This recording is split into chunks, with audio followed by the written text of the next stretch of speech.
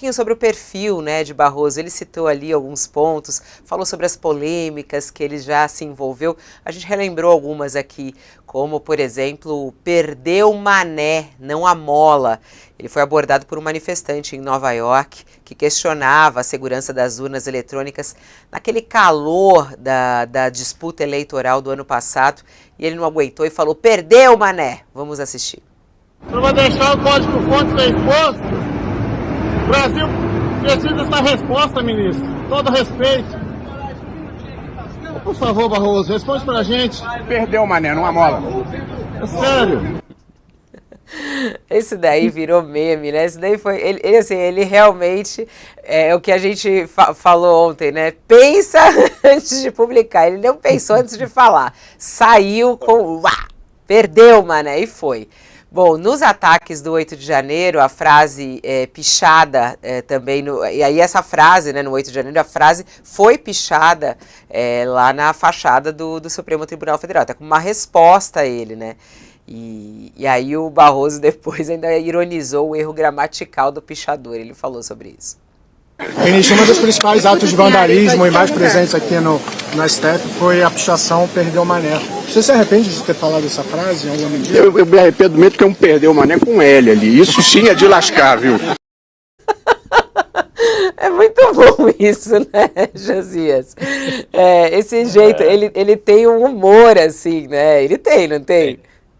Ele tem. Tem. E agora, fala bastante, né, Fabio? Ele tem, além dessas passagens que nós estamos recordando aqui, há aquela outra que gerou muita polêmica quando ele foi, agora, é mais recente, inclusive, ele foi a um encontro da UNE. Tem aqui, Josias. Encontro... Vamos ouvir, tem aqui o da UNE, quando ele foi na UNE no evento em Brasília. Exatamente. E aí foi o que ele falou, vencemos o bolsonarismo. Vamos assistir. Nós derrotamos a censura, nós derrotamos a tortura, nós derrotamos o bolsonarismo para permitir a democracia e a manifestação livre de todas as pessoas.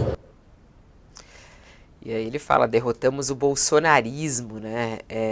E aí isso daí rendeu também muita coisa para ele. É preciso ter muito sangue de barata, sangue frio mesmo, né, Fabíola, para sofrer os ataques que o Barroso sofreu, e não apenas ele, né, outros ministros do Supremo, do Bolsonaro, do bolsonarismo, e às vezes o ministro reage de forma a contrastar com a sobriedade que se espera de alguém que veste toga, né? E agora, o perfil do Barroso vai ter que ser administrado por ele, Fabíola. Há um livro que eu estava relendo a propósito da posse dele, esse livro aqui, ó, livro do Barroso, chamado Sem Data Vênia. Esse livro traz, Fabíola, extratos do pensamento do Barroso. Acho até que o livro vai ser... foi lançado há 3 anos, acho que vai vender bastante, porque as pessoas vão procurar esse livro para ver o que pensa o ministro. E quem lê percebe que o ministro Barroso é dono de uma personalidade jurídica progressista, e ele defende teses e valores que provocam ojeriza na maioria do Legislativo e em parte do Executivo até. E ele agora é o novo dono da pauta do Supremo Tribunal Federal. Ele sucede a Rosa Weber, que já provocou reações aí ao retirar alguns temas da gaveta, e ele talvez tenha dificuldade, talvez tenha que retardar a conclusão de julgamentos que ele gostaria de apressar pelo seu perfil. Entre esses julgamentos, aquele que trata da descriminalização do aborto, que depois da divulgação do voto da ministra Rosa Weber a favor da descriminalização, ele, Barroso, interveio para levar o julgamento do plenário virtual para o plenário físico, e agora ele terá que definir quando este julgamento será retomado presencialmente, e há também um outro julgamento pendente de apreciação, que é aquele que trata que impede a prisão de consumidores de maconha. Então, a essência do pensamento do Barroso, Fabíola, que está registrado aí nesse livro Sem Data Vênia, quem lê percebe que o quanto o autor lamenta, por exemplo, a decisão do Supremo que reverteu a regra que permitia a prisão de corruptos condenados em segunda instância. Foi a revisão dessa regra, aliás, que permitiu a soltura do Lula, que iniciou o processo de revisão das sentenças do Lula e que fez com que o Lula disputasse a presidência da República novamente e conquistasse o terceiro mandato. Para o Barroso, sem essa regra da prisão em segunda instância, os processos criminais se eternizam até a prescrição, dando, segundo as palavras dele, salvo-conduto aos ladrões de casaca. O Barroso defende a descriminalização do aborto. Segundo ele, tratar a interrupção da gestação como crime nas primeiras semanas de gravidez afeta sobretudo as mulheres pobres que não têm acesso a médicos e clínicas particulares. Ele é um defensor ardoroso do casamento homoafetivo. O que vale na vida, anota o Barroso lá no livro, são os nossos afetos. Impedir uma pessoa de colocar o seu amor, a sua sexualidade, onde mora o seu desejo, é privá-la de uma dimensão essencial da sua existência. Esse é o pensamento do ministro Barroso. O ministro defende a liberação das drogas. Ele diz que há décadas se pratica no Brasil o mesmo tipo de política de enfrentamento contra as drogas. Polícia, armamentos, mortes e muitas prisões. E aí ele diz que não é preciso ser expert nesse assunto para reconhecer o óbvio, que isso não tem dado certo. Num instante, Fabíola, em que o Supremo acusado de praticar o ativismo judicial, o Barroso sustenta que o tribunal pode sim exercer o que ele chama de papel iluminista, independentemente da vontade do Congresso e mesmo contra a maioria popular, desde que isso seja feito para proteger minorias e avançar a história. E aí, como exemplo do iluminismo judicial, o Barroso menciona o julgamento que equiparou as uniões homoafetivas às uniões estáveis convencionais, que abrindo o caminho para o casamento entre pessoas do mesmo sexo, algo que agora o Congresso, inclusive, está tentando reverter. Então, Fabíola, eu diria a você que se o Barroso coloca todas essas suas teses em prática no comando do Supremo, é capaz de os conservadores do Congresso organizarem uma fogueira para queimar o ministro aqui, queimar as suas teses, queimar esse livro dele. Não são teses que agradem ao Congresso Nacional, sobretudo esse Congresso conservador que nós temos hoje.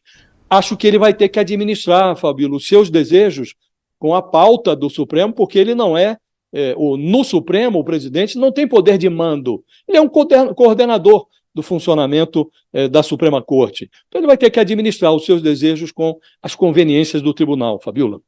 Olha, as pessoas aqui na nossa audiência estão falando muito dele, gostam muito. Falei, ele lavou minha alma quando ele falou perdeu o Mané.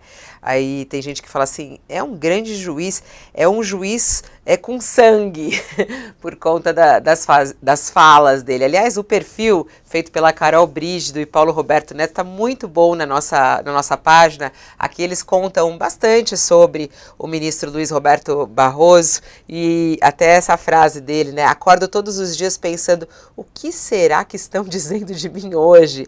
O questionamento é feito pelo próprio ministro, nesse livro que você fala, né? Como eles abrem até o perfil dele. Tem 65 anos, ele tem passagens no Supremo, inclusive, que podem trazer ali um desconforto para a esquerda, como, por exemplo, nessa questão da Lava Jato. Ele foi um dos principais apoiadores da Lava Jato no Supremo e foi dele um dos votos que rejeitaram o pedido de habeas corpus do petista em 2018, né, abrindo o caminho para a prisão. E no ano seguinte, ele manteve a posição favorável à prisão em segunda instância. Esse é um dos pontos. Em relação a Bolsonaro, também teve vários momentos dele com Bolsonaro e que foram bem curiosos, porque ele sempre respondeu.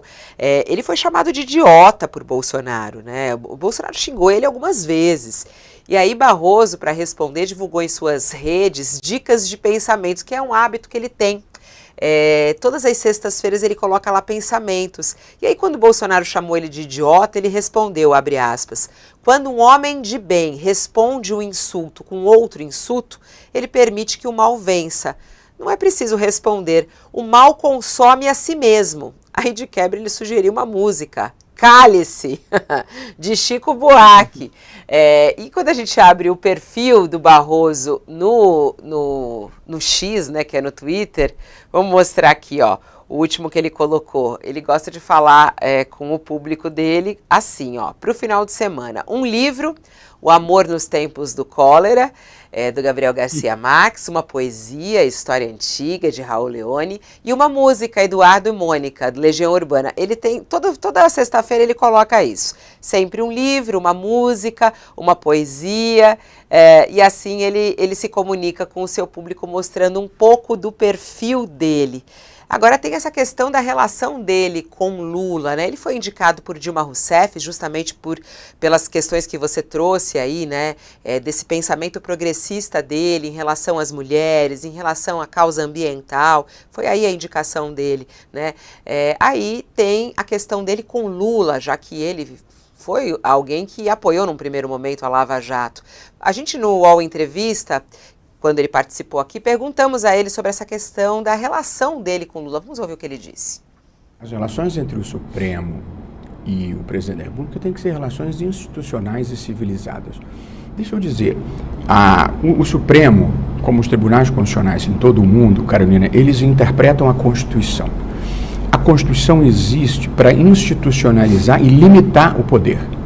De modo que, em última análise, o papel do Supremo, em muitas situações, é limitar o poder. É dizer ao presidente da República ou ao Congresso, isso você não pode, vocês são a maioria, mas isso está errado. Acho que mudou, talvez, é que da próxima vez que eu votar contra o interesse do presidente da República, eu não vou ser insultado. Já é um avanço.